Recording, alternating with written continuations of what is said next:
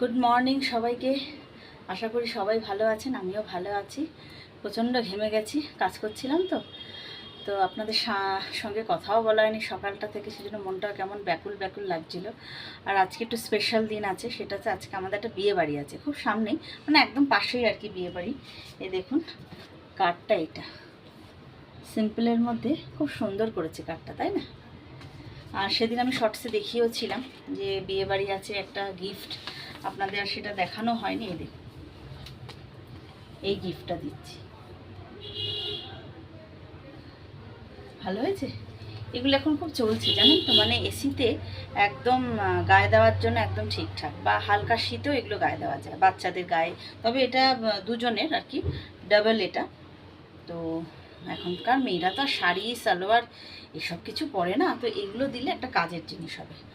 আর আজকে রান্না বান্নার কোনো সেরকম ঝামেলা নেই, যেহেতু বিয়ে বাড়ি আছে ওবেলা। মার যোগ্য একটু মাছের ঝোল করেছি, আর আমি একটু মাছ ভাজা টক ডাল দিয়ে খেয়ে নেবো। আর গতকাল একটু মাংস করেছিলাম, সেটা দিয়ে মিঠাইরও হয়ে যাবে। আর দেখুন হাতে আমি একটু শাখা পরেছি, দেখুন।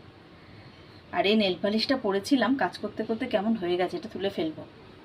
এই শাখাটা 2 বছর আগে কিনেছিলাম পুজোর সময়, পরাই হয় না জানেন তো, অনুষ্ঠান ছাড়া পরা হয় না। তো ভাবলাম যে একটু পরি, ভালো লাগছে। পলাও কিনেছি, কিন্তু পলাটা আর পরা হয়নি। এই গরমে এই ছনত ছনত আওয়াজ হয় না, এত বিরক্তি লাগে। সেই জন্য শাখা পলা পরলে তো হাতটা ভালোই লাগে, কিন্তু কাজের এতে পড়া হয় না। দেখুন আপনাদের সাথে কথা বলছি আর দরদর করে ঘামছি। মেয়ে স্কুল চলে গেছে আজকে, খুব ভালো। আজকে মেয়ের তাড়াতাড়ি ছুটি হয়ে যাবে 10টা 40-এ, যদিও এক্সাম চলছে, এক্সামটা হয়েই ছুটি হয়ে যাবে। ছুটি পড়ে যাবে না, ছুটি হয়ে যাবে। ছুটি পড়বে 17 তারিখ থেকে। ঠিক আছে বন্ধুরা, আর বেশি কথা বলবো না, বাদ বাকি কাজগুলো ঝটপট সেরে নেবো। টাটা।